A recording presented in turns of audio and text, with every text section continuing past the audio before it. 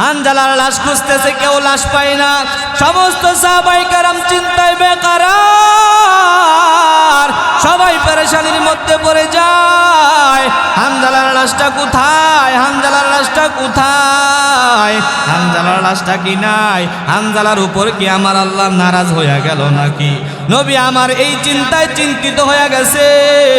কিছুক্ষণ পর হযরত জিব্রাইল আমিনের মাধ্যমে আমার আল্লাহ ঘোষণা জানায় দেয়, হে জিব্রাইল, আমার হাবিবের কাছে গিয়ে সংবাদ জানায় দাও, যেই হানজালা নবীর জন্য এত পাগল, যেই হানজালা আল্লাহর নবীর এত বড় আশিক, যেই হানজালা নবীর মোহাব্বতে বাসর ঘর ছাইরা বিবি ছাইরা মোহাব্বতের জন্য উহুদের ময়দানে আসছে, ওই হানজালার গোসল তো দুনিয়ার সাধারণ কোনো পানি দ্বারা হতে পারে না। যেই হানজালা বাসর ঘরের মধ্যে বিবি ছাইরা আল্লাহর নবীর মোহাব্বতে উহুদের ময়দানে শহীদ হয়ে গেছে, ওই হানজালার গোসল দুনিয়ার সাধারণ কোনো পানি দ্বারা হবে না। ওই হানজালার গোসল আমি আল্লাহ ফেরেশতাদের মাধ্যমে জান্নাতের পানি দ্বারা করায় দিলাম। কান্দিয়াবে কুলরে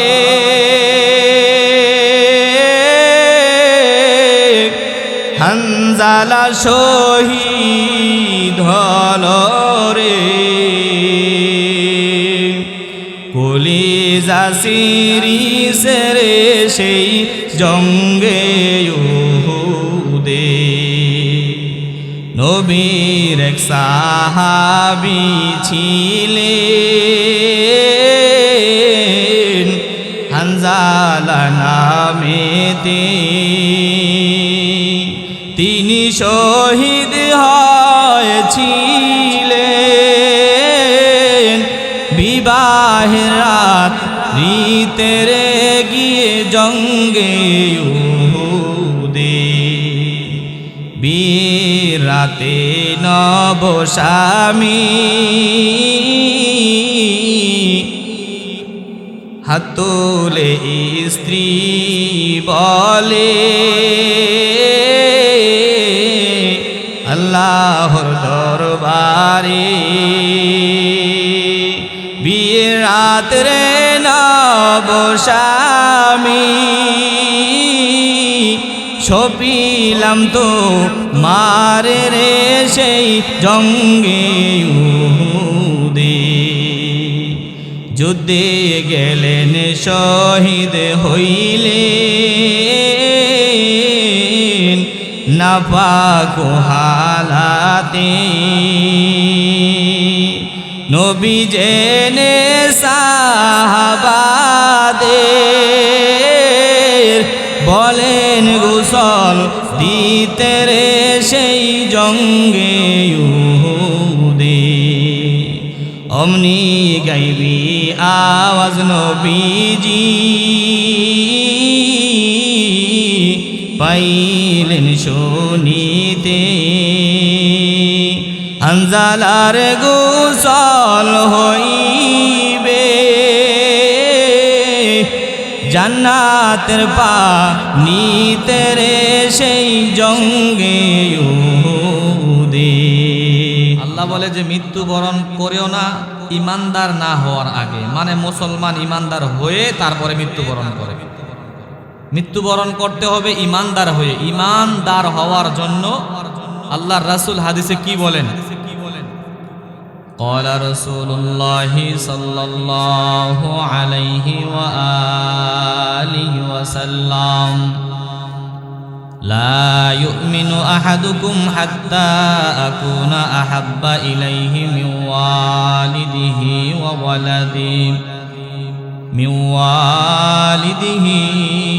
وولده والناس أجمعين। রহমতের নবী আমার জানায় দেয়, হে দুনিয়ার উম্মতেরা, তোমরা ভালো করিয়া শুনে নাও, আমার আল্লাহ তোমাদেরকে জমিনের মধ্যে পাঠাইছে। জমিনের মধ্যে পাঠানোর পর তোমাদেরকে আল্লাহ হুকুম দিয়া দিছে ইমানদার না হইয়া মৃত্যুবরণ করবা না। বান্দা যদি তুমি ইমানদার হইয়া মৃত্যুবরণ করতে চাও, এক নম্বরে যেই শর্ত নবী হাদিসের মধ্যে বলে, নবী আমার জানায় দেয় উম্মত, তুমি যদি আমি নবীকে মোহাব্বত না করো সন্তানাদের চাইতে বেশি, তোমার মা বাবার চাইতে বেশি মোহাব্বত যদি নবীকে না করো, তুমি বান্দা পরিপূর্ণ ইমানদার হইতে পারবা না। তুমি বান্দা দুনিয়ার সব কিছুর চাইতে বেশি মোহাব্বত যদি আমি নবীকে না করো, তাহলেও তুমি পরিপূর্ণ ইমানদার হইতে পারবা না রে মুসলমান। এজন্য আমরা যদি পরিপূর্ণ ইমানদার হতে চাই, পরিপূর্ণ মুসলমান যদি হতে চাই, এক নম্বরে শর্ত হলো আমাদেরকে রাসূলের মোহাব্বত অন্তরের মধ্যে ধারণ করতে হবে, রাসূলের প্রেম আমাদের অন্তরের মধ্যে ঢুকাইতে হবে। নবীজির প্রেম ছাড়া কোনো মুসলমান ইমানদার হতে পারবে না। নবীজির মোহাব্বত সাহাবায়ে কেরামের মধ্যে কি পরিমাণ ছিল, সাহাবায়ে কেরাম নবীকে কি পরিমাণ ভালোবাসছে। আল্লাহর নবীর সাহাবীদের দিকে যদি আমরা গভীরভাবে তাকাই, রাসূলের সাহাবীরা আল্লাহর রাসূলকে কি পরিমাণ মোহাব্বত করেছে। রাসূলের একজন সাহাবী নাম তার হানজালা রাদিয়াল্লাহু তাআলা আনহু, আল্লাহর নবীর কেমন পাগল, আল্লাহর নবীর কেমন আশিক। হযরতে হানজালা রাদিয়াল্লাহু তাআলা আনহু নতুন বিবাহ করছে, নতুন বিবাহ কইরা হানজালা বাসর ঘরে গিয়া হাজির। এমন সময় কে যেন মদিনার অলিতে গলিতে আওয়াজ দিয়া দেয়, কুতিলা মুহাম্মদ। উহুদের ময়দানে পয়গম্বর নাই, উহুদের ময়দানে পয়গম্বর শহীদ হয়ে গেছে। হযরতে হানজালা রাদিয়াল্লাহু তাআলা আনহু বাসর ঘর থেকে এই আওয়াজ যখন কানে যায়, হযরতে হানজালা রাদিয়াল্লাহু তাআলা আনহু নতুন বিবিকে বলতেছে, রে বিবি আমার, তুমি আমাকে বিদায় দাও, আমি দুনিয়াতে আর থাকতে চাই না, আমি আর তোমার সাথে থাকতে চাই না রে বিবি। যেই নবী আমার উহুদের ময়দানে নাই, আমি হানজালা বেঁচে থেকে আর কোনো লাভ নাই রে বিবি আমার।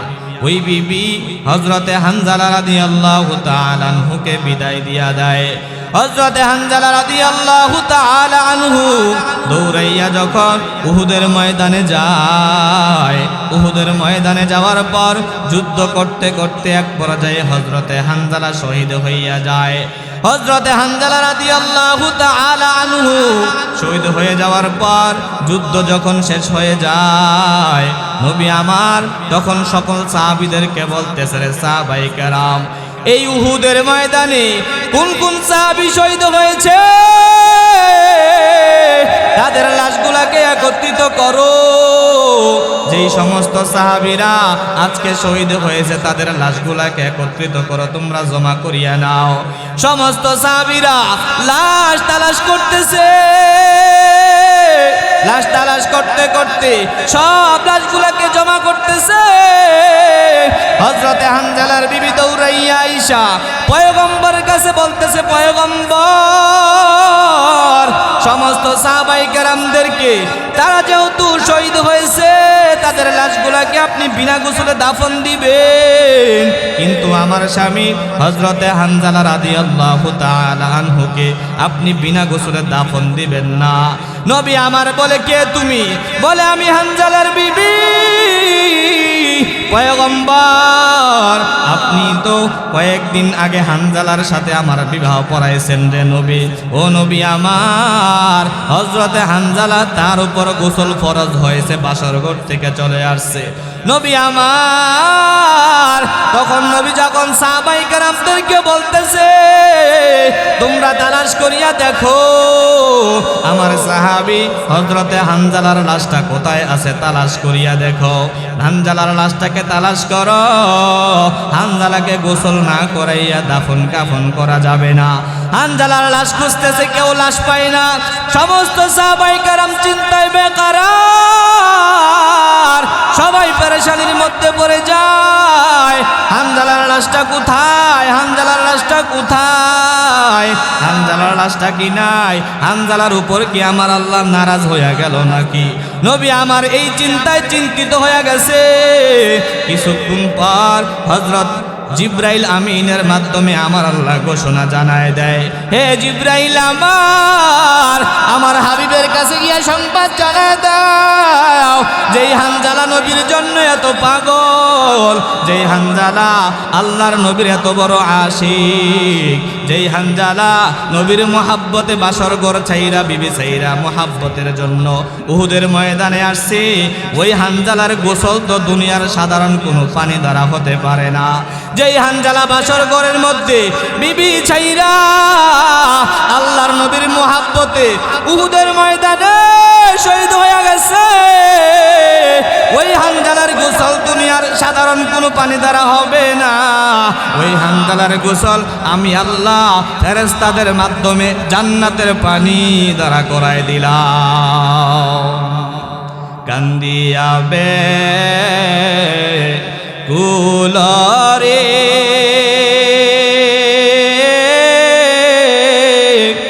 হানজালা শহীদ হলো রে, কলিজা সিরিসে রে সেই জঙ্গে উহুদে।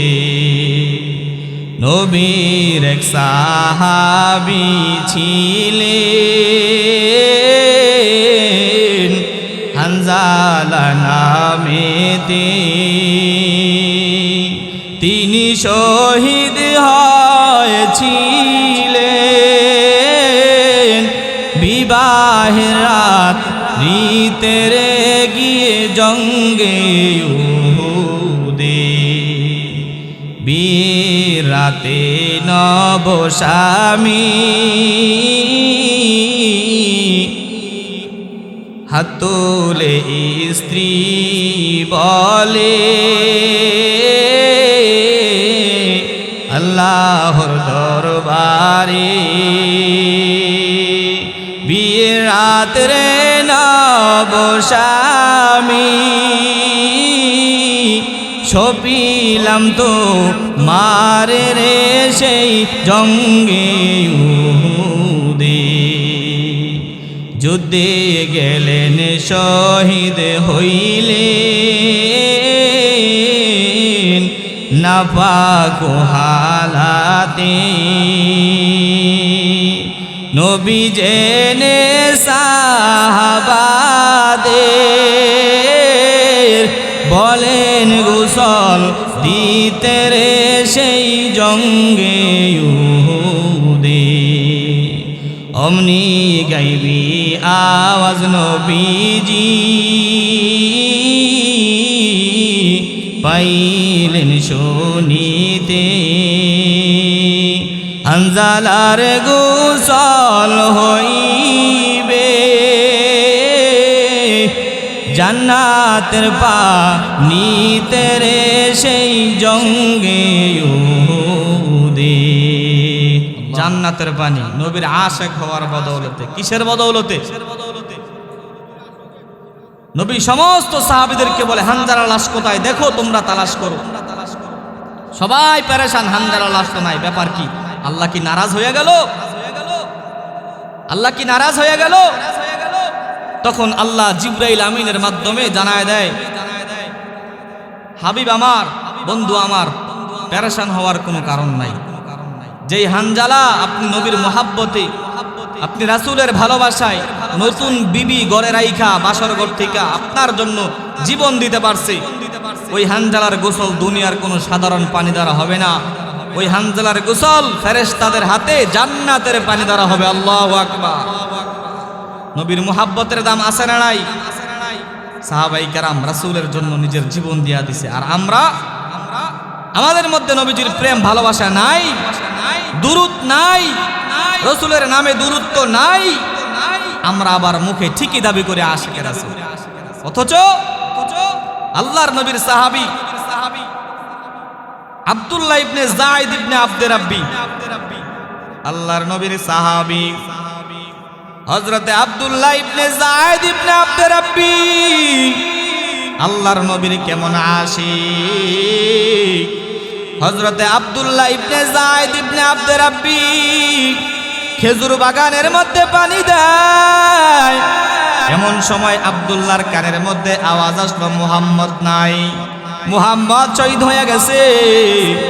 হযরতে আব্দুল্লাহ ইবনে যায়েদ ইবনে আব্দে রাব্বি দুইটা হাত তুলে আল্লাহর কাছে দোয়া করে, ও দয়ার আল্লাহ,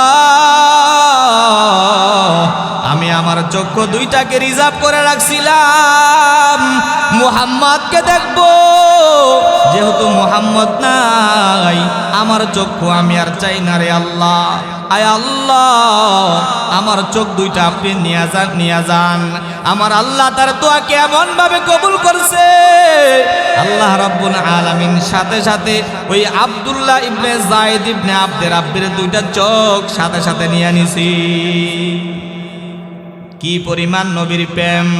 বলে আমি আমার এই চোখ দুইটাকে রাখছি, আমি আমার নবীকে দেখব, মুহাম্মদ সাল্লাল্লাহু আলাইহি ওয়াসাল্লামকে দেখব, ভিন্ন কিছু দেখার জন্য না। যেহেতু নবী নাই আমার চক্ষু আমি চাই না, আমার চক্ষু আল্লাহ আপনি নিয়ে যান। নবীর জন্য কেমন আশিক ছিলেন, আল্লাহর নবীর জন্য নারী সাহাবীরাও কেমন আশিক ছিলেন। আল্লাহর নবী যুদ্ধের ময়দানে যাবে, এমন সময় সাহাবায়ে কেরামদেরকে বলতেছে, কে কে তোমরা যুদ্ধের মধ্যে যাইবা? সমস্ত সাহাবায়ে কেরাম একে একে লিস্ট করতেছে, আমরা যুদ্ধের মধ্যে যাব। এমন সময় এক নারী আইসা বলে, পয়গম্বর, আমার তো সন্তান উপযুক্ত নাই, আমার তো স্বামীও নাই, আমি কাকে পাঠাবো আপনার সাথে? আমি যুদ্ধের ময়দানে কাকে পাঠাবো পয়গম্বর? আমার এই যে মাসুম বাচ্চাটা আছে, ইয়া রাসূলুল্লাহ, নবী আমার এই মাসুম বাচ্চাটাকে আপনি যুদ্ধের মধ্যে নিয়ে যান, আমার তো কেউ নাই, আমার এই মাসুম বাচ্চা আছে, এই মাসুম বাচ্চাটাকে আপনি যুদ্ধের মধ্যে নিয়ে যান। নবী আমার জানাই দেয়, আল্লাহর বান্দি, এই মাসুম বাচ্চা যুদ্ধের ময়দানে নিয়ে আমি তাকে দিয়ে কি লাভ হবে? এই মাসুম সন্তান, তাকে নিয়ে কোনো লাভ নাই, তাকে দিয়ে যুদ্ধের ময়দানে কোনো ফল পাওয়া যাবে না, কোনো ফায়দা নাই।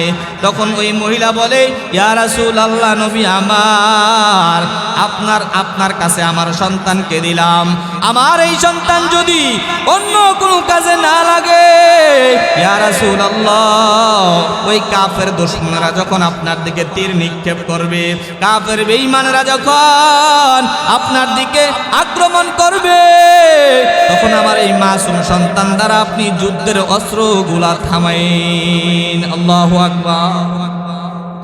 নবী আমার তো উপযুক্ত বড় কোনো সন্তান নাই যে আমি দিয়া দিব। এই মাসুম সন্তানটা আছে, এই সন্তানটাকে আপনি নিয়ে যান। দুশমনেরা যখন আপনার দিকে তীর নিক্ষেপ করবে, আপনি আমার এই মাসুম সন্তানটাকে সামনে দিয়া তীরগুলা তার শরীরের মধ্যে নিবেন, যাতে নবী আপনার শরীরের মধ্যে না লাগে। আল্লাহু আকবার। কি পরিমাণ রাসূলের প্রেম, কি পরিমাণ নবীর মোহাব্বত, কি পরিমাণ নবীর ভালোবাসা।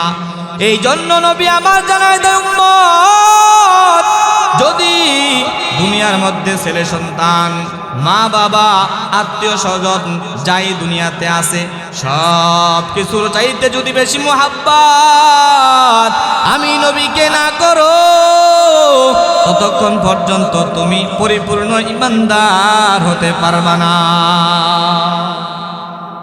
ঈমানদার হতে হলে নবীজির মোহাব্বত দুনিয়ার মধ্যে যা আছে সব কিছুর চাইতে অধিক রাখতে হবে।